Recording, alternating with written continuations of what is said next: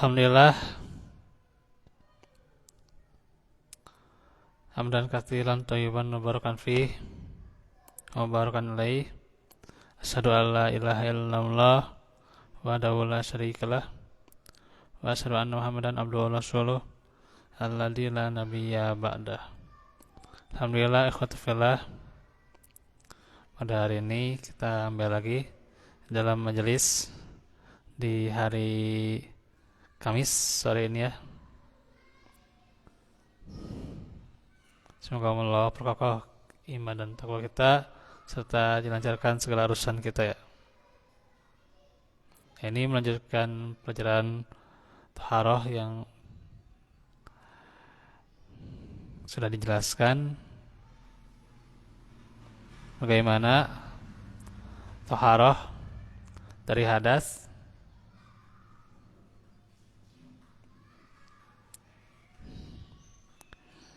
maka dengan demikian melanjutkan pelajaran seputar wudhu ya. Cara berwudhu ada yang sunnah, ada juga yang fardu ya. Nah, yang fardu adalah niat ya, yang sudah disepakati ya oleh para ulama. Niat membasuh wajah, membasuh kedua tangan sampai siku, mengusap kepala, membasuh kedua kaki sampai kedua mata kaki, sampai ke mata kaki maksudnya ya.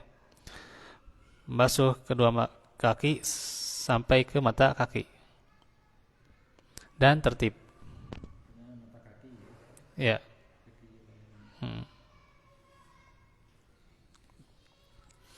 Nah, ada beberapa perkara yang dimakruhkan ya dalam berwudu.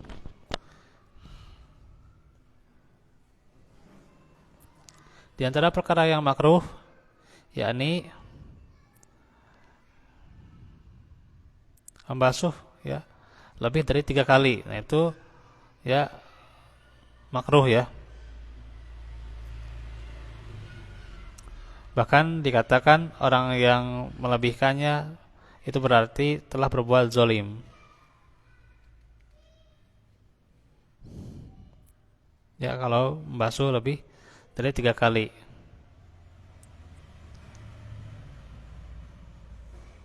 Yang kedua, berlebihan dalam menggunakan air ya.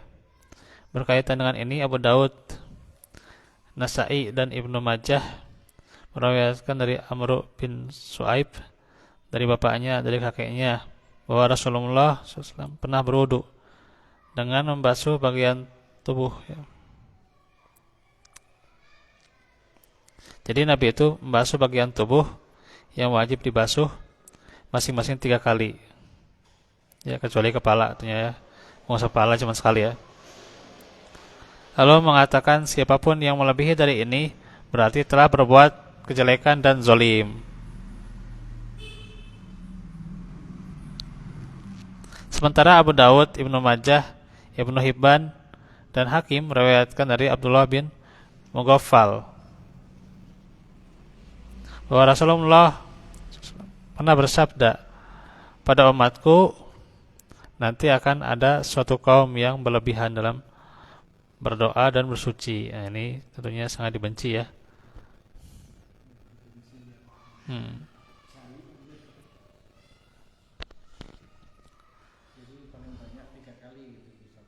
Iya, iya, ya kepala mah cuman diusap aja terus ke telinga gitu ya. Diusap kan ke belakang terus ke depan lagi terus telinga gitu ya.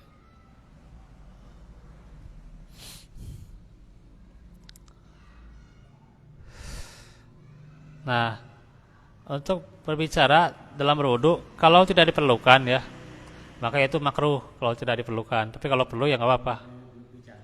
Ya, kalau ada yang berbicara misalnya dalam berwudu, kalau perlu ya nggak apa-apa, silakan saja. Tapi kalau tidak perlu ya nggak boleh, itu makruh juga ya.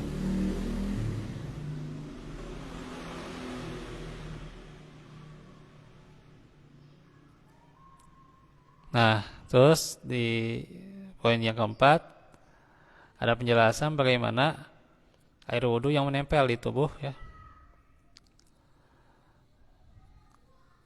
atau yang menempel di badan ya, tersebut itu akan ditimbang di hari kiamat ya, oleh Sa'id dan juga Zuhri ya menyampaikannya. Tetapi Muaz radhiyallahu anhu meriwayatkan bahwa Rasulullah pernah mengusap air bekas wudhu dari wajahnya dengan ujung kainnya ya. Ya, walaupun ternyata di sini gorib ya. Tapi juga diperkuat oleh hadis Aisyah radhiyallahu anha bahwa Nabi memiliki kain ya, punya kain handuk yang sering digunakan untuk mengusap air bekas wudhu pada wajahnya ya. Jadi boleh-boleh saja kalau mau diusap ya, kalau enggak juga ya lebih utama bisa jadi ya. Tapi kan Nabi mengamalkan agar beliau mengusap air bekas wudhu ya, agar beliau mengusap air bekas air wudhu, artinya kan Nabi juga mengajarkan ya bahwa ini bukanlah perkara yang wajib ya.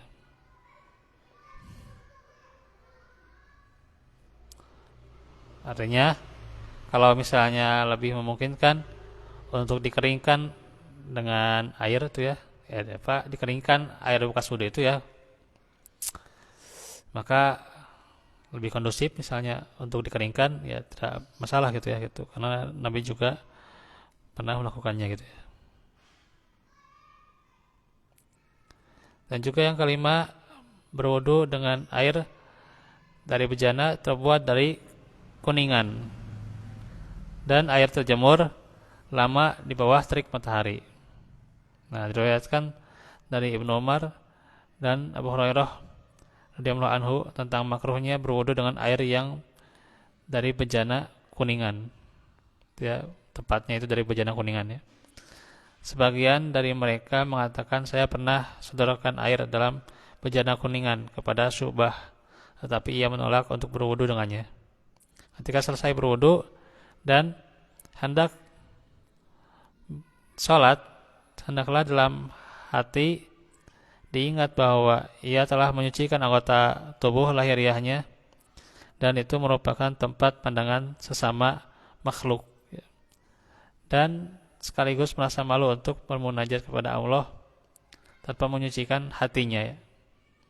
Dan itu merupakan tempat pandangan Allah Subhanahu wa taala ya. Bahwa pentingnya juga taharah batiniah ya gitu. Ya. Hendaklah karenanya ia menyucikan hatinya dengan cara bertobat dan menjauhi dari berbagai akhlak tercela sekaligus menghiasi dirinya dengan berbagai akhlak mulia. Nah itu.